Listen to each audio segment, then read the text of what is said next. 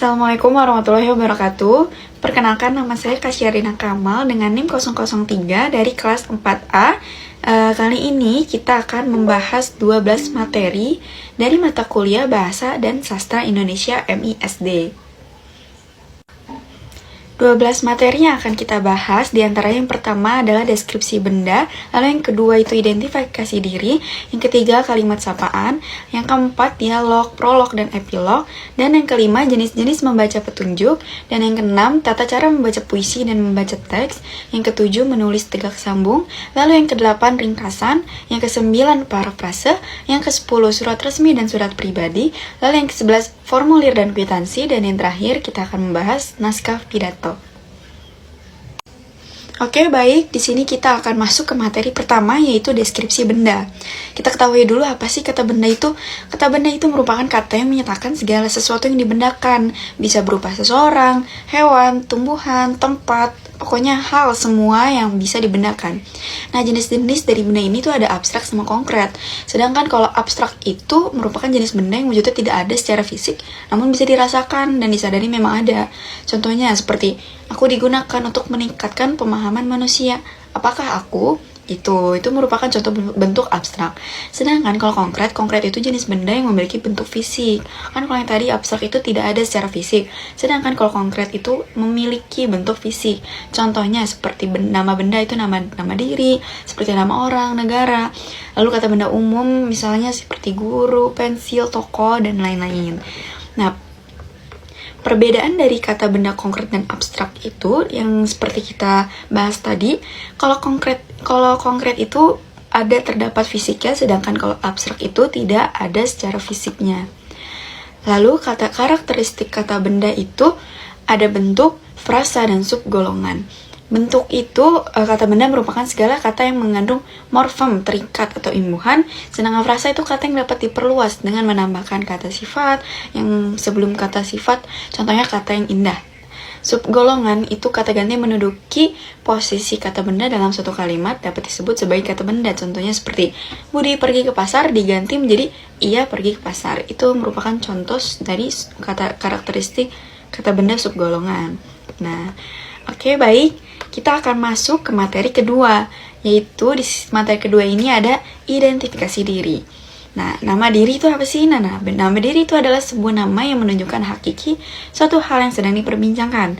Penulisannya itu diawali dengan huruf kapital, seperti misal Budi Purwanto, B-nya besar, P-nya besar. Nah, contoh perkenalan diri itu seperti Assalamualaikum, perkenalkan nama saya Budi Purwanto, sering dipanggil Budi. Berikut penjelasan dari identifikasi diri, perkenalan diri. Nah, di sini ada sistem penamaan. Sistem penamaan di situ ada yang pertama nama tunggal. Contohnya nama anak Soeharto, nama ayahnya Korto Sudiro, lalu nama ibu Sukira. Dan yang kedua ada nama jamak tanpa nama keluarga. Yang ketiga nama jamak dan dengan nama keluarga sebagai nama belakang. Lalu yang keempat nama jamak sistem patronimik Eropa, dan yang terakhir ada nama jamak sistem patronimik Timur Tengah. Berikut ada contoh-contohnya. Nah, nama generik dan nama spesifik itu ditulis secara terpisah ya. Lalu berikutnya di sini ada menuliskan nama dengan pangkat akademik. Nah, seperti yang kita lihat di contoh nomor 1, Muhammad Hatta bisa disingkat menjadi Mohatta, Mo.Hatta. Sedangkan kalau W. Rudolf Supratman kita bisa singkat menjadi W.R. Supratman. Nah, yang contoh kedua kita singkat Dewan Perwakilan Daerah bisa menjadi DPD. Surat izin mengemudi bisa menjadi SIM. Lalu yang ketiga ada Angkatan Bersenjata Republik Indonesia, kita akan singkat menjadi ABRI dan sebagainya. Oke, baik. Kita akan lanjut ke materi ketiga, yaitu kalimat sapaan. Nah, sapaan itu adalah bentuk linguistik yang digunakan untuk mengacu atau merujuk pada mitra bicara dalam interaksi lingual yang dilakukan secara langsung dan digunakan untuk menarik perhatian mitra bicara. Nah, mitra bicara di sini itu adalah orang kedua atau orang yang diajak bicara ya. Nah, ciri-ciri dari kalimat sapaan itu yang pertama, penulisan huruf awal menggunakan huruf kapital. Lalu kedua, sesuai situasi dan kondisi percakapan. Dan yang ketiga, pemilihan bentuk kata sapaan dipengaruhi oleh status. Dan yang terakhir, dipengaruhi adat istiadat. Nah, berikutnya kaidah penulisan kalimat sapaan. Huruf awal kata sapaan ditulis dengan huruf kapital seperti Ayah, kami berangkat ke sekolah ya. ayahnya itu, huruf A-nya itu di huruf kapital atau besar. Lalu apabila diikuti nama diri, sapaan dapat disingkat ataupun ditulis lengkap. Seperti, silakan dicoba makanannya Bu Halimah. Nah, terus berikutnya bentuk sapaan singkat dapat dipakai jika tidak disertai nama diri, seperti, kok sebaiknya kita jalan lewat situ saja ya, gitu. Nah, oke, berikutnya di sini ada contoh kalimat sapaan formal dan sapaan non formal nih. Kalau formal itu seperti, selamat pagi anak-anak, bagaimana semuanya hari ini? Atau selamat datang Bapak dan Ibu sekalian. Pada kesempatan kali ini kami ucapkan terima kasih atas kehadiran Bapak dan Ibu di acara kami hari ini. Sedangkan kalau contoh kalimat sapaan non formal itu seperti, halo sobat, sudahkah kamu sarapan pagi ini? Atau, oh hai Nita, sudah lama kita tidak bertemu ya. Nah, berikutnya kita akan masuk ke materi keempat, yaitu dialog, prolog, dan epilog. Dialog merupakan sebuah percakapan dalam sandiwara, cerita, dan sebagainya. Sedangkan prolog itu bagian naskah yang tertulis pengarang pada bagian awal. Nah, kalau epilog itu adalah kata penutup yang mengakhiri pementasan. Isinya itu biasanya berupa kesimpulan. Nah, di sini ada contohnya. Contoh prolog, dialog, dan epilog. Nah, contoh prolog itu seperti, pada zaman dahulu, ada seorang gembala biri-biri. Setiap hari dia akan menjaga biri-biri di tepi bukit. Nah, itu merupakan contoh dari prolog. Itu di bagian awal berarti ya, kalau prolog seperti yang tadi dijelaskan. Sedangkan kalau dialog itu isi percakapannya seperti, pengembala mengatakan, aku tahu, marvelous. Nah, pengembala juga berkata lagi, tolong, ada serigala di sini. Lalu para petani menjawab, serigala mana? Ayo kita tolong. Itu merupakan contoh dari dialog. Nah, kalau epilog itu bagian akhirnya. Nah, seperti contoh di sini yaitu seperti, dengarkan nasihat orang-orang, jangan suka membohongi orang, nanti tidak ada lagi yang percaya saat kau berada dalam bahaya. Itu merupakan contoh dari epilog. Oke, baik. Kita akan masuk ke materi kelima nih. Materi kelima ini ada jenis-jenis membaca petunjuk. Nah, suatu petunjuk itu bisa dianggap baik apabila petunjuk itu berisi instruksi yang jelas, singkat, sistematis, operasional, dan bersikap membimbingnya. Jenis-jenis membaca petunjuk itu contohnya seperti kita membaca petunjuk cara memakai obat atau menyusun barang-barang yang akan kita rangkai. Nah, tata cara membaca dengan baik dan benar itu pertama kita harus memilih waktu yang menurut kita sesuai untuk membaca, lalu berdoa dulu terlebih dahulu, lalu kita harus memilih tempat dan suasana yang sesuai untuk membaca. Pastikan posisi membaca kita dalam posisi yang benar, lalu berilah garis bawah atau stabilo pada kalimat yang penting. Nah, jenis-jenis membaca itu banyak ya. Yang pertama ada membaca cepat, membaca sekilas, membaca nyaring, membaca intensif. Nah, membaca intensif itu seperti membaca secara sungguh-sungguh. Nah, lalu ada membaca ekstensif. Membaca ekstensif ini merupakan kegiatan baca yang dilakukan secara tidak begitu detail ya. Hanya selewat saja. Hanya sekilas. Lalu yang terakhir ada membaca memindai. Membaca memindai ini membaca dengan cermat dan teliti. Oke. Baik, berikutnya kita akan masuk ke materi ke-6. Materi ke-6 ini ada tata cara membaca puisi dan membaca teks. Tata cara membaca puisi itu membaca puisi berbeda dengan membaca teks bacaan. Membaca puisi harus tahu lafal dan intonasinya. Yang pertama, lafal itu yaitu merupakan cara pengucapan bunyinya. Lalu sedangkan jeda itu cara hentikan sebentar dalam ujarannya. Lalu intonasinya itu ketepatan penyajian tinggi rendah nadanya. Membaca puisi dengan intonasi indah, tarik nafas dalam-dalam, kemudian keluarkan dan pelan-pelan mulai mulut. Ucapkanlah bunyi-bunyi vokal secara bergantian dengan nada yang berbeda-beda. A, I, U, E, O, U, I, E, A. Kemudian ucapkanlah beberapa kata dengan nada yang berbeda-beda.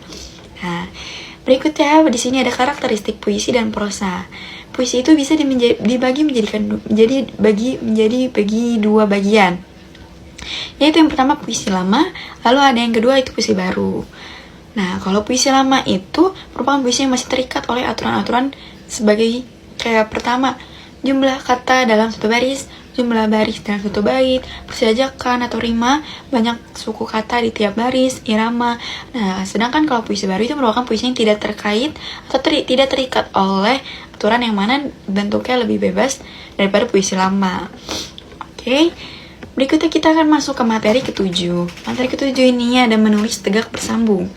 Menulis tegak bersambung ini merupakan kegiatan merangkaikan huruf demi huruf dengan memperhatikan bentuk huruf tegak bersambung. Pentingnya menulis sambung ini bagi anak itu untuk mengkoordinasi antar otak, syaraf, dan otak sebaiknya dilatih sejak anak berusia dini. Untuk latihan menulis tegak bersambung ini bisa dilalui dengan menjiplak huruf yang belum sempurna. Lalu latihan menulis huruf, suku kata, kata pendek. Nah, langkah-langkah menulis huruf sambung itu yang pertama, pastikan terlebih dahulu siswa atau anak menguasai huruf cetak. Lalu yang kedua, merangkai titik-titik yang nantinya apabila disambung akan membentuk abjad huruf tegak bersambung. Lalu yang ketiga, mulai menulis dari huruf kecil hingga ke huruf besar. Nah, baik, berikutnya kita akan masuk ke materi ke-8, yaitu ringkasan. Nah, ringkasan ini merupakan penyajian bacaan dalam bentuk singkat dengan mempertahankan urutan isi dan sudut pandang. Tujuan membuat ringkasan ini untuk memahami dan mengetahui isi sebuah buku atau karangan.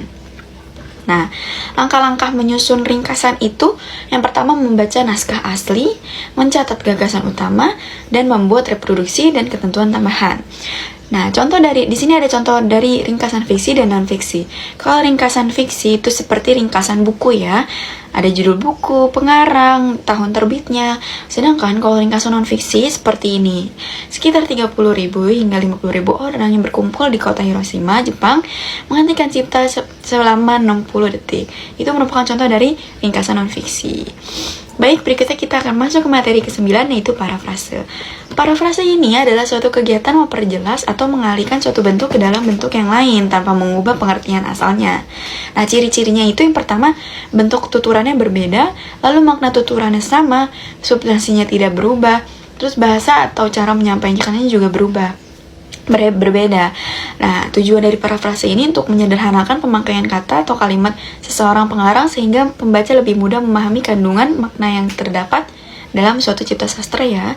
Nah, langkah-langkah parafrase itu pertama membaca karya sastra, lalu kita menentukan jenis perubahan yang akan dilakukan dan mengungkapkannya ke dalam bentuk berbeda dengan bahasa sendiri. Contoh-contoh parafrase ini memparafrasekan puisi menjadi prosa. Nah, yang pertama, mendengarkan pembacaan puisi dengan seksama, lalu pahami isi kandungan puisi secara utuh, lalu jelaskan kata-kata ungkapan dalam puisi, uraikan kembali isi puisi dalam bentuk prosa dengan kalimat sendiri, sampaikan secara lisan atau dibacakan. Nah, metode parafrase puisi itu ada parafrase terikat dan bebas. Kalau terikat itu mengubah puisi menjadi prosa dengan menambahkan sejumlah kata sehingga kalimat puisi mudah dipahami. Contohnya seperti, misal puisi aslinya itu, cintaku jauh di pulau gadis manis, sekarang iseng sendiri. Nah, kita parafrase menjadi, perasaan cintaku terletak jauh di pulau tempat gadis manisku yang sendiri sekarang iseng sendiri. Sedangkan kalau parafrase bebas itu mengubah puisi menjadi prosa dengan kata-kata sendiri. Contohnya puisi aslinya, habis kikis segala cintaku hilang terbang pulang, kembali aku padamu seperti dahulu. Nah, setelah diparafrase menjadi bahwa segala perasaanku akan keberadaan sudah punah dan aku kembali bertaubat kepada Sang Maha Pencipta seperti yang aku lakukan dahulu. Oke, baik. Berikutnya kita akan masuk ke materi ke-10, yaitu surat resmi dan surat pribadi. Nah, surat resmi itu merupakan surat yang biasa digunakan untuk kepentingan resmi, biasanya perseorangan, instansi, maupun organisasi dalam format resmi atau baku ya. Nah, sedangkan kalau surat pribadi itu surat yang berasal dari seseorang kepada seseorang lain, atau dari seseorang kepada lembaga perusahaan. Isi surat tersebut bersifat pribadi, perkenalan, kekeluargaan, persahabatan, saran, izin, atau pesan. Karakteristik surat resmi dan surat tidak resmi itu, kalau surat resmi yang pertama yaitu menggunakan kop surat apabila dikeluarkan organisasi, sedangkan kalau surat tidak resmi itu tidak menggunakan kop surat. Lalu kalau surat resmi itu ada nomor surat, lampiran, dan perihal, sedangkan kalau surat tidak resmi itu tidak ada nomor suratnya. Kalau surat resmi juga menggunakan salam pembuka dan penutup yang lazim, sedangkan surat tidak resmi itu salam pembuka dan penutup itu bervariasi ya.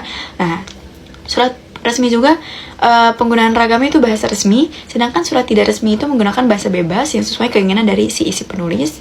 Lalu surat resmi itu menyertakan cap atau stempel dari lembaga resmi, sedangkan surat tidak resmi itu format tulisannya surat bebas ya.